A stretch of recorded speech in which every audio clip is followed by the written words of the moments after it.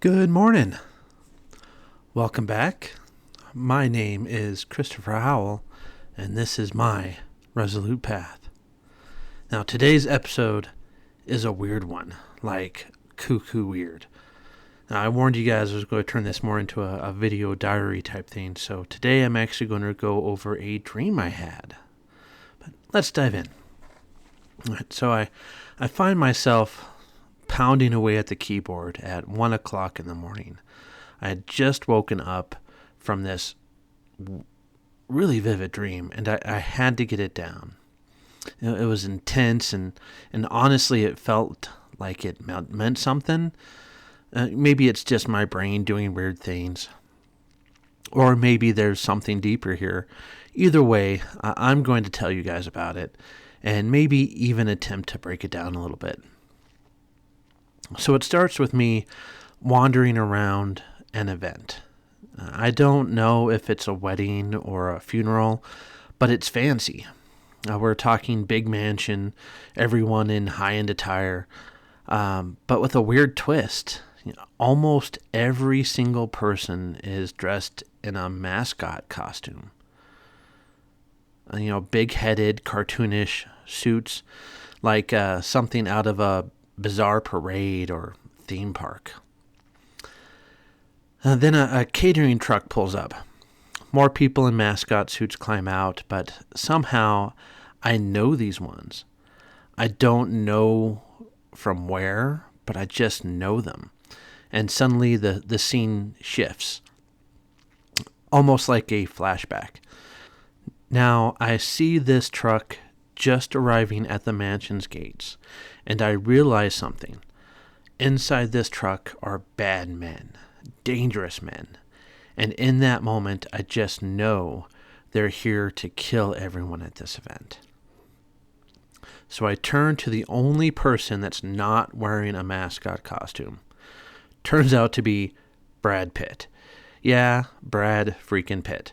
And I tell him, Isaac and Aaron are in that truck.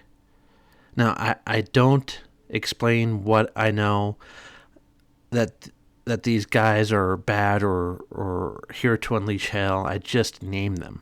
Another weird part is that these are the names of people I haven't seen since Sunday school when I was a kid. They're kind of my early childhood bullies kind of thing.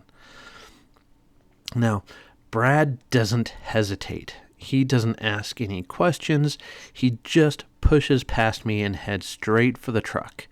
Meanwhile, I know I need to get the heck out of there. Now, I run out of the back of the mansion. I jump some fences, and I struggle with this like rolling gate. For a minute there, it's like I'm in a hamster wheel that is attached to a gate. It's really weird. But meanwhile, the evil mascots are morphing into different, scarier characters. They're almost turning into like Friday Night at Freddy's type of characters as they're running behind me and trying to stop me. So I come across a row of golf carts. Some are busted up, parts falling off of them, missing wheels. But I find one that works, and I speed off onto this golf course. Except it's not just a golf course anymore. It transforms into this insane miniature world, like a theme park of tiny cities and landscapes.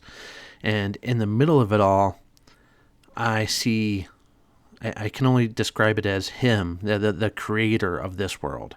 He reminds me of kind of a Walt Disney, but he's physically tearing down his creation, this world. He's got people behind him begging him to stop, but he just won't. He can't. And everything must be destroyed. Now, as I run, I see this old man. He turns out to be John Lithgow, that old dude from Third Rock from the Sun, or he plays the dude suffering from dementia in, I think it was Rise of the Planet of the Apes. Another actor, anyways. Of all people, of course, he's just cowering in fear of watching this destruction. And in that moment, I understand something. I understand that this world is ending, but it has to end. and it has to be rebuilt. It's a fresh start. So I explained this to the old man, that this creator man understands that it has to be destroyed to be rebuilt. And suddenly his fear just melts away. And he looks at me with this like hope, a glimmering hope in his eyes. Like he knows I'm right. But there's more. He tells me that I have to escape. That this new world, this fresh start, somehow depends on me. That I have to get out and tell this story. And now at this point, I'm also not alone. John connects me to this like miniature superhero.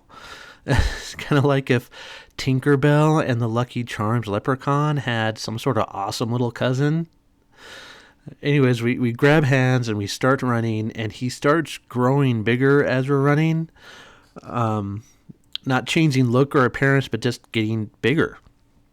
Anyways, we're running together, and the mascot gang is still right behind us, scarier than ever, and the world starts collapsing under our feet. Now, we start jumping, and with every jump, we get a little bit higher, and the world is crumbling more and more, jumping off smaller pieces with every leap until we're flying. But with our final leap, we hit some tree branches, and we lose our grip. My little superhero friend falls and is caught by the mascots. Meanwhile, I'm just floating into the abyss, just helpless. The last second, my little superhero friend breaks free, scoops me up, and we escape. That's it. Just escape into the void, and it fades. That's the end. Now, suddenly, I'm somewhere safe, writing and drawing, and I'm telling the story, the one that has to be told. And even though the world is ending, even though everything is being destroyed, I know this is just the beginning of something new, something better. So what the hell was that? This dream felt big. It felt like end of the world rebirth of everything big. And I don't know if it was just random. And weird, So I'm going to try to break this down a little bit, at least how my mind is interpreting it. The event at the mansion, that could have been like a representation of society as we know it, fancy, structured, but ultimately fake. Everyone's in costume, playing a role. And then the truck of killers rolls in, and that moment where everything falls apart. Brad Pitt maybe represents an action, a leadership, or even just like a blind faith. The guy who faces the problem head on, no hesitation. But I didn't stick around to see what happened to him. I ran, not out of cowardice, but because I knew I had a different role to play. Now, the whole miniature world, that could be civilization itself.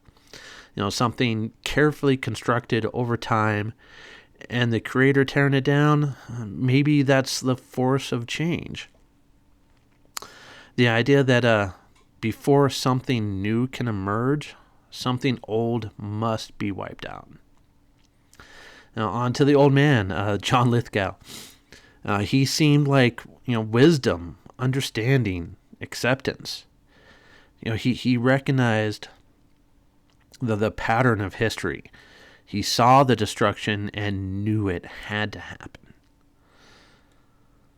And my miniature little superhero sidekick, that one kind of stumps me. It was really weird. But maybe he represents hope or a resilience. Something that seemed small and insignificant, but turned out to be powerful and saved me in the end. But the real kicker I wasn't supposed to fight the battle. I wasn't supposed to stop the destruction. I was supposed to document it, to tell the story. Now, maybe this dream wasn't about chaos.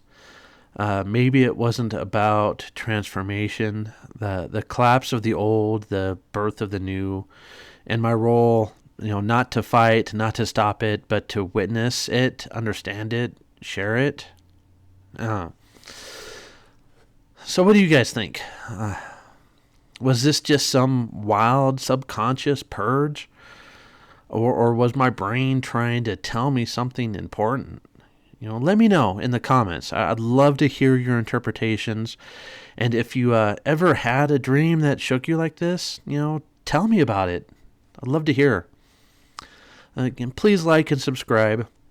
Don't forget to hit that little bell icon so you know when my next episode drops. I love you all. And as always, keep it shiny.